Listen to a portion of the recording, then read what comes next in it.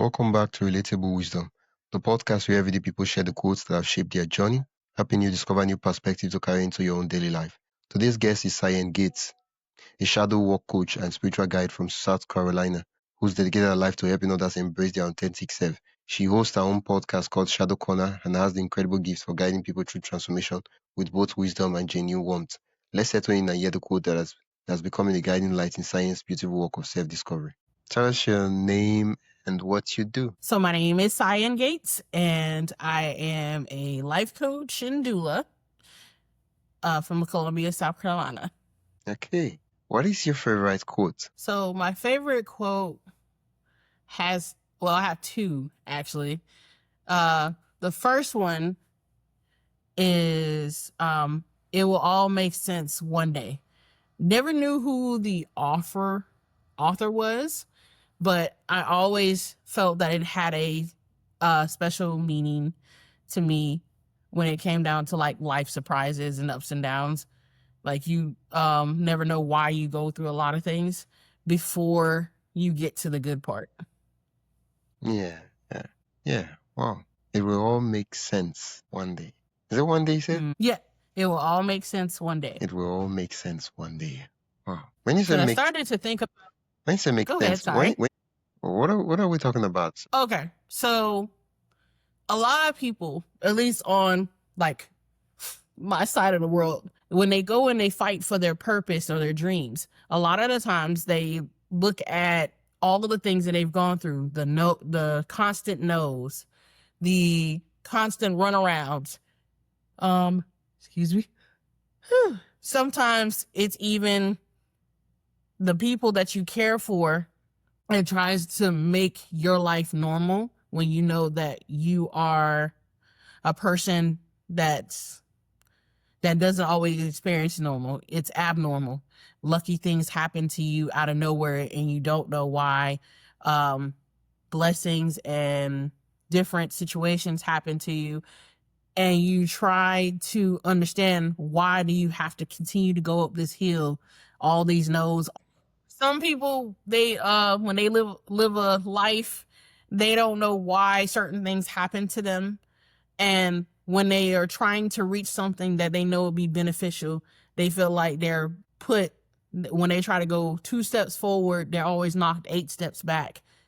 Or people that's put in your life that you don't understand and you don't know why yet, because sometimes it's people that you don't really mess with, or people that you didn't think you would associate with, and they end up aiding you in where your dreams go. Yeah. But at the point in time, it just did not make sense. Say it again. So at the point in time, it just did not make sense. Right. So then you have to ask yourself, or ask God, like, why is this happening? Why is this going on? And then the first thing that you hear is, it'll all make sense like one day. And then when you get to the pinnacle of your success, you'll be like, wow, that's why I end up losing my wallet, and then I end up running into somebody that's in the music industry. Or, wow, I studied so hard, I made sure that I kept the right people around me. Now I'm in a house that I can't even imagine, or I'm living a life where I get to make my own choices and my own decisions. Yeah. And one of the quotes that this quote reminds me of is the quote, I think it's Steve Jobs that said it, but something that I think, names just kind of rings around the quote. So I'm not sure if it's the one said, and that is, you can only connect the dots looking, what's the word? Well, looking, you can only connect the dots when you look behind, not when you're trying to look forward, right? So when you've lived life, you've gone through the experience, now you're trying to look back, you're like, oh, so that's why this thing makes sense. Oh, yeah, I see. So this is they're all linked together. But at the point in time, trying to say, okay, how does everything come together in the next 10 years? You can't really, nothing really makes sense. And so looking back, it is easier to connect the dots. But then one of the things I like to say is that you have to live life in order for there to be dots to connect when you look back. Right. Because, I mean, if you're someone that lives a life that's sedentary, there's not much that you can say that you've experienced. Like, if your life consists of just 4 walls, it's not much of a life. It's just you existing. But when you start to step out your comfort zone, being able to walk in purpose, or even without purpose, you're just walking like the fool. That they said, like walking the fool's journey, 9 times out of 10, you're going to run into. Let's take a quick pause.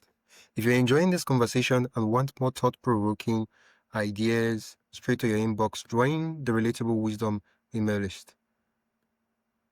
It's free, quick, and filled with bite-sized insights, inspiring quotes, and behind-the-scenes reflections from our guests. Just head to relatablewisdom.com/join. That is relatablewisdom.com/join. Or tap the link in the show notes. And hey, subscribing to the podcast helps more than you think, and it's free. So if you haven't already, hit that follow button wherever you're listening. All right, let's get back to the conversation. Things that you didn't expect. Other times you're going to run into things that you were warned ahead of time. So it's these little things, like serendipity things, makes life a lot easier to live. Yeah. Wow. Thanks for sharing that quote. What is the other quotes you said was your favorite quote? We delight in the beauty of the butterfly, but rarely admit the changes it has gone through to achieve that beauty, by Maya Angelou. Okay.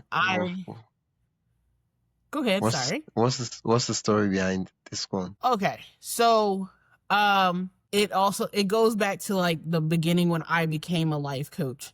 When I started my TikTok page, the number one thing is I was like, I knew I was going to be a teacher. I just didn't know how, because I use a lot of slang. Sometimes I use riddles, or I use context clues for the person to understand where my mind or where they're going in order for them to get the lesson. Because I learned that a lot of people, they don't take, some do not read or listen to anything that they're not interested in. So when you attach a story or you attach events in your life to the lesson, people start to understand exactly what you're saying. So, and every time I was on TikTok, I would always relate it to either a story that I've experienced, things that have happened to me, or people that I've ran into. And a lot of people are just happy to hear about like the advice I give. But I wasn't always like that. I had to go through things in order to be able to say that I'm a coach when it comes to life. So, this quote came when I was trying to figure out whether or not Shadow Quarter was worth sharing, because anybody can pick up a mic and say, hey, I'm this. But the process of becoming, it took me a lot of falls, hanging out in shadows. And by shadows, I mean, sometimes we have mentors and teachers that we look up to. We stay in that shadow until we're ready to step out on our own. Some mentors force us out because they know that we can't be great with them. We're constantly being on their coattail. And then others, they keep you there because they know that, number one, if you was to get out, some have this like slight jealousy that you may be better. But it shouldn't be something that you should feel, warning about. Is something that you should feel great about, because that means that out of this whole planet, you get to handle a section of people that only your language can help. And it shouldn't be something that you should down someone for. You never know. The way they speak and the same way that you speak can connect to two different people. And you just have to accept the fact that you're not going to be able to reach the same people as they do. So when I say we delight in the beauty of butterflies, but rarely admit the changes it has gone through to achieve the beauty, is that we live in a world now where we praise the end result, but not the journey. Yeah. Nobody wants to go through process. We all want the product, but not the process. Because I was like, before it was Sayen the coach, it was Saya, the 16-year-old that was trying to figure out what language was before adding slang. Or it was the 20-year-old Sayen that was trying to figure out, why do I have to go to school when I can always go to YouTube University? Yeah. Well, and what was your first introduction to the quotes? Could you take us back and just share the story with us? Yes. So I was looking for a quote for one of my episodes where it was burnout and overworked, if I'm not mistaken. That's the name of the episode. And I was trying to find a quote that represented the next episode that I was going to record. That one was talking about becoming a teacher, becoming a mentor, and being able to own your process.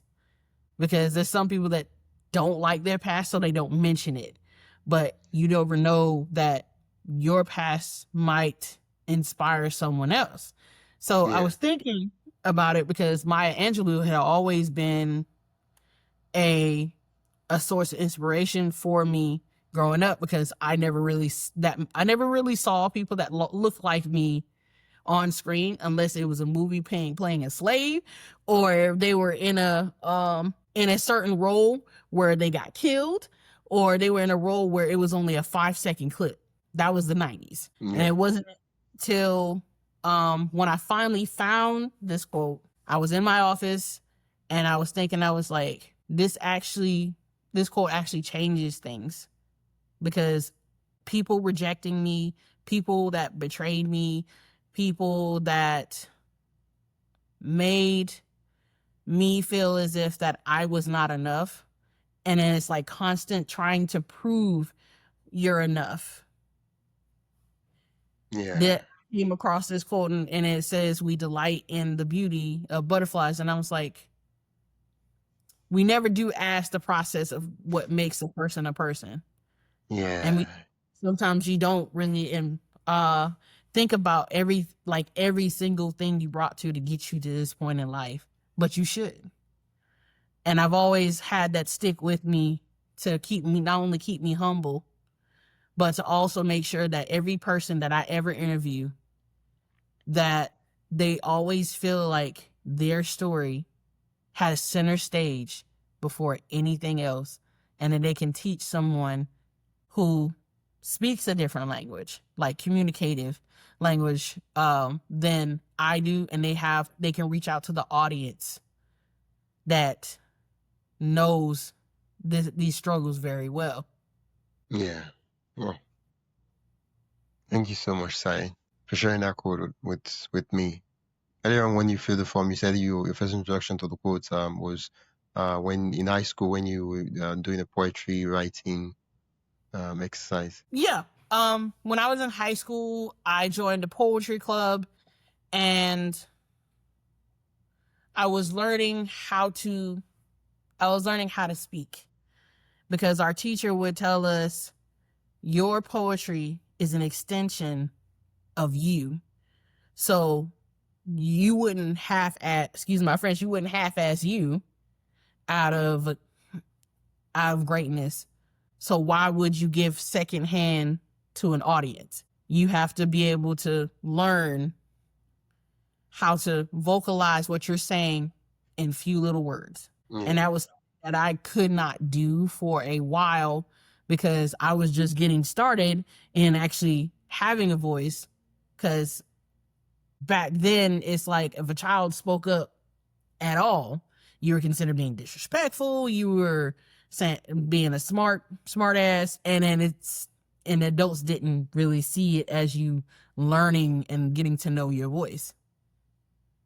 Now, looking back at it, it was me trying to find out if this was Sayen's voice, or this was my spirit trying to speak on my behalf where I was at.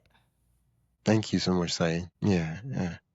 I love most of Maya Angelou's poems, and this quote it's one that's recently I had a conversation with a guest, and he shared one of Maya Angelou's quotes. I think it's courage is the most important virtue. For without it, we cannot do the other virtues. And now you're sharing with us that as much as we look at the butterfly and we love the beauty of its wings and everything, we should not forget that the caterpillar and all those chrysalis stages of metamorphosis, they're all the things that made it what it is now. So they're part of its process, they're part of its journey, they're part of who okay, in this case, what it is, or a part of who we are.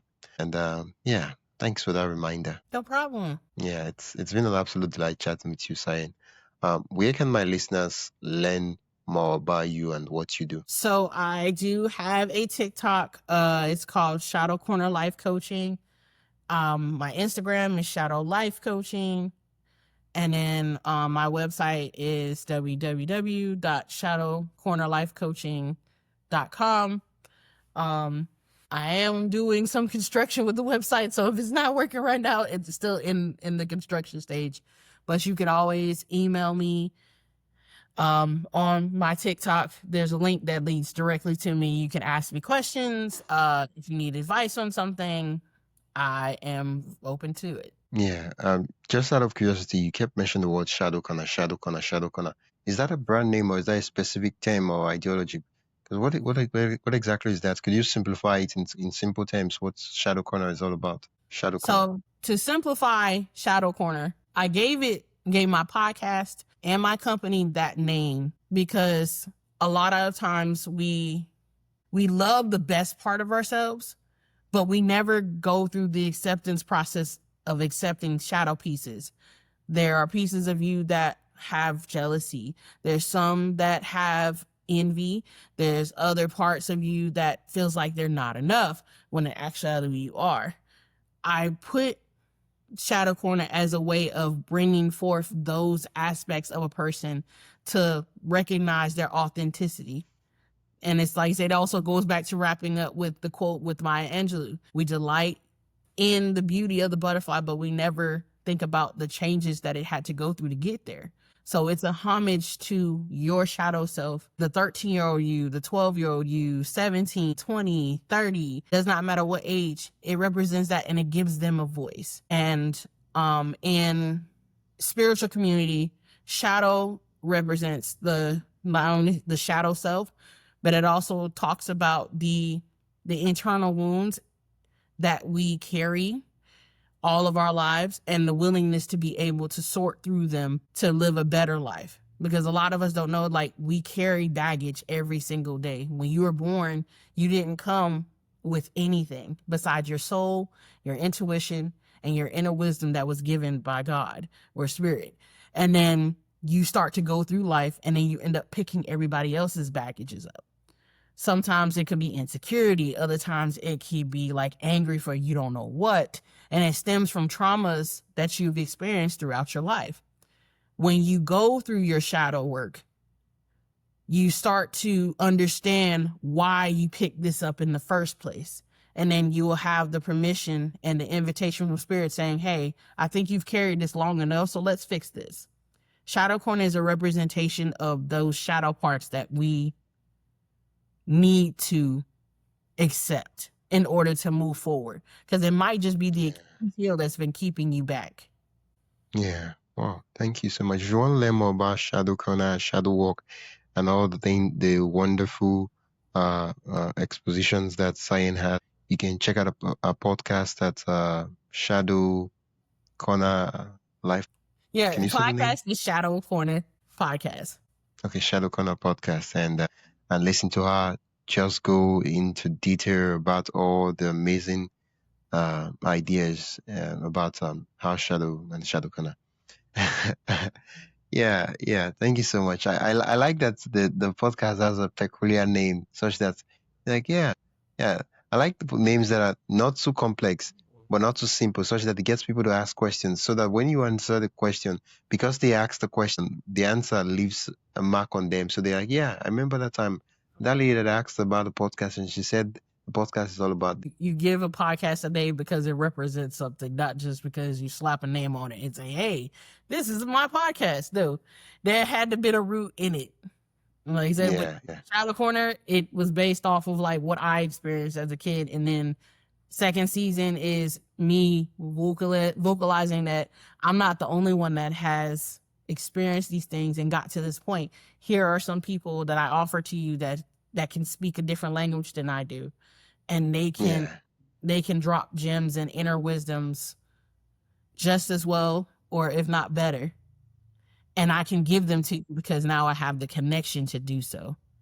because that's Yeah, yeah, that I kind of wish that like I had growing up. Besides the elders, different mentors. yeah, yeah. I needed to ask because I was like, I hope it's not a term I'm supposed to know, or it's just the name of the podcast. I'm glad you clarified that. Thank you so much, Sai. No problem. Yeah, it's been a pleasure chatting with You as well, good sir. you. You've been listening to Relatable Wisdom, and I've been your host, Wisdom Okonkwo. You've been listening to the podcast where every story, quote, and insight helps you see life a little differently. If you enjoyed today's episode, follow the show on your favorite podcast app and share it with someone who loved the conversation. For more inspiring voices and timeless wisdom, visit relatablewisdom.com. Until next time, keep living, learning, and collecting wisdom that matters most to you.